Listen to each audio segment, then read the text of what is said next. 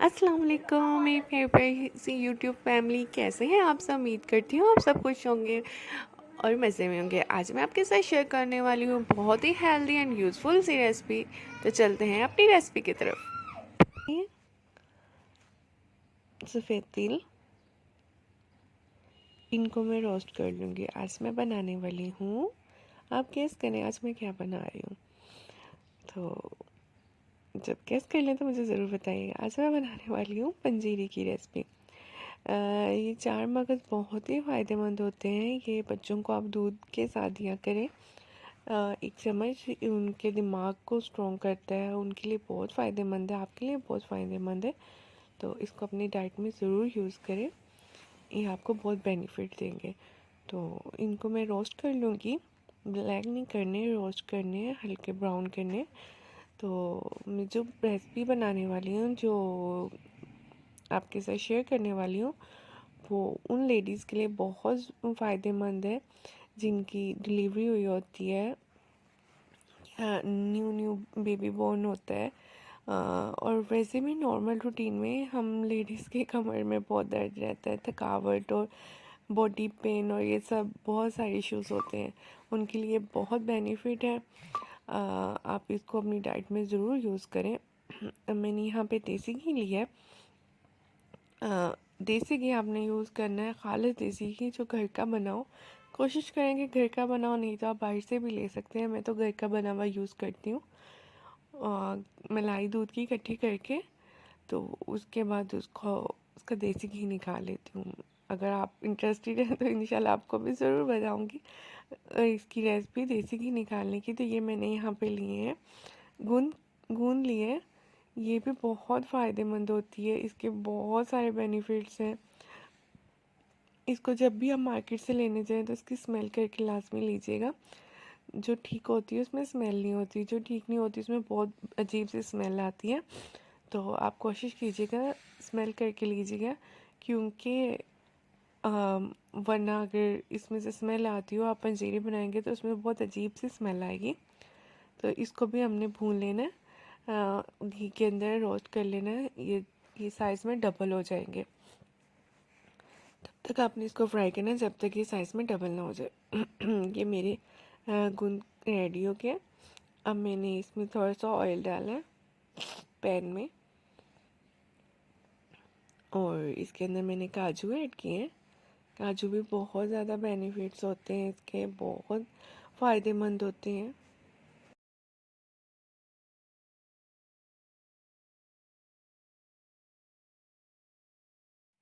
आज की मैं इस रेसिपी में जितना कुछ भी शामिल करूँगी वो सब बहुत ज़्यादा फ़ायदेमंद हैं, बहुत ही बेनिफिट्स हैं इनके। तो काजू को भी मैंने रोस्ट कर लिया है।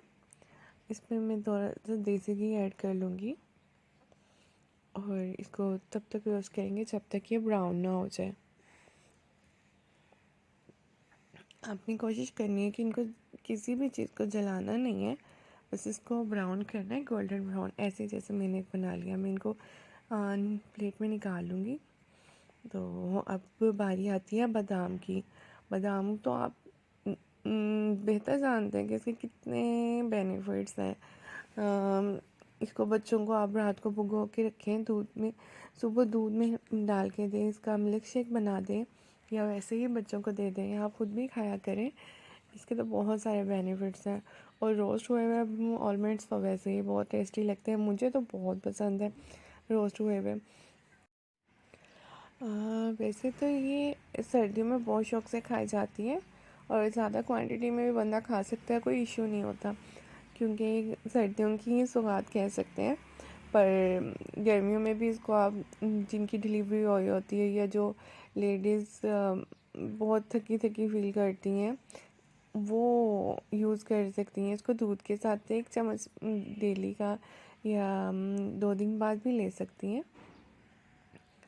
तो हाँ, जेंट्स के लिए भी है, वो भी खा सकते हैं, पर बहुत ज़्यादा क्वांटिटी में नहीं, बस दूध के साथ थोड़ा बहुत वो टेस्ट कर सकते हैं। मैंने यहाँ पे लिए हैं पिस्ता, और इनको भी मैं ऐसे ही घी के अंदर, देसी घी के अंदर रोस्ट कर लूँगी। इनको भी सेम वैसे ही ब्राउन करना है।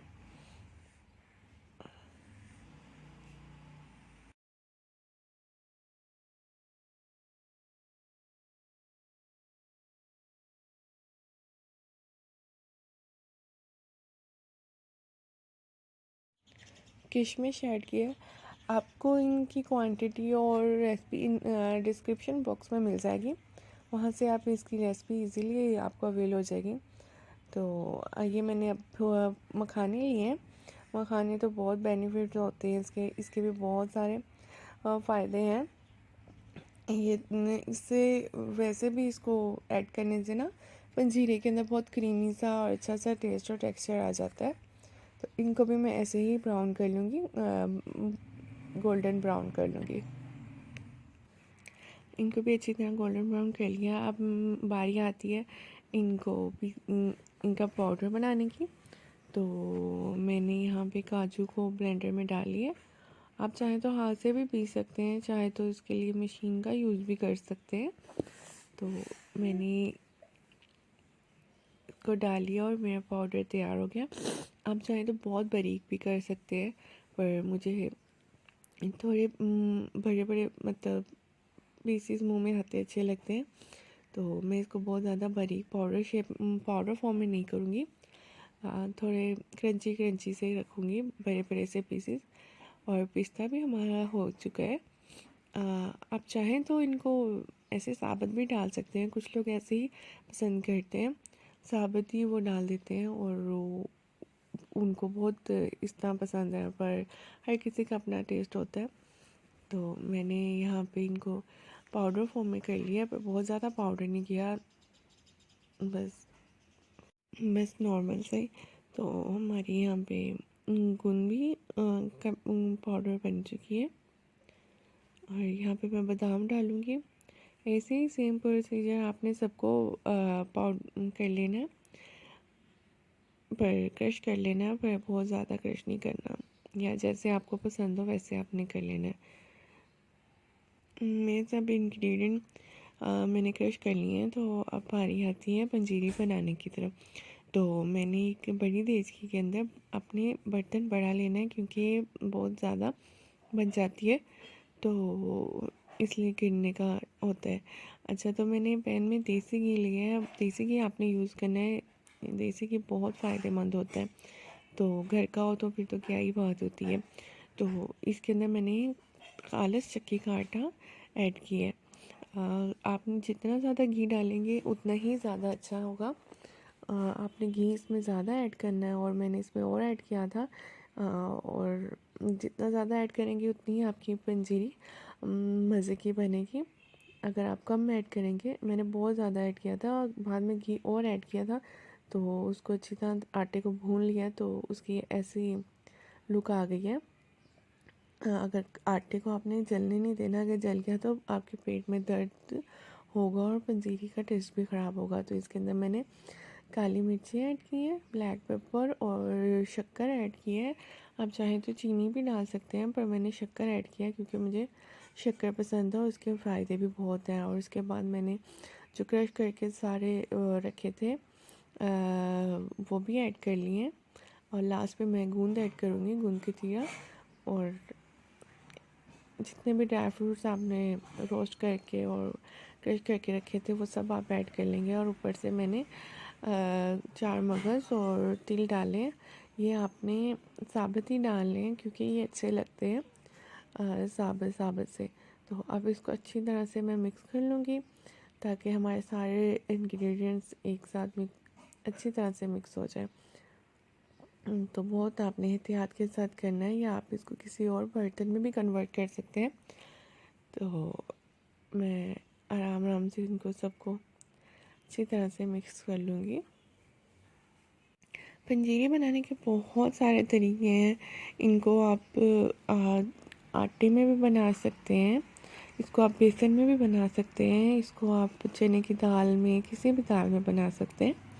तो इसके बहुत सारे तरीके हैं, हर किसी का अपना अपना तरीका होता है। मैंने ड्राई वाली बनाई है, कुछ लोग बहुत ज़्यादा ऑयली भी बनाते हैं, तो मुझे बहुत ज़्यादा ऑयली नहीं अच्छी लगती है, मुझे ऐसे ड्राई ड्राई अच्छी लगती है। तो इसको आपने एयर टाइट कंटेनर में कन्वर्ट कर देना है और इसको स्टोर कर लेना है, जैसे कि मैंने कर लिया। हमारी पंजीरी बिल्कुल से रेडी हो गई है। तो माशाल्लाह से अल्हम्दुलिल्लाह, देखिए कितनी मज़ेदार सी बनी है। आप ज़रूर ट्राई कीजिएगा, मुझे फ़ीडबैक ज़रूर दीजिएगा कमेंट बॉक्स में कि आपको मेरी रेसिपी कैसी लगी आज की।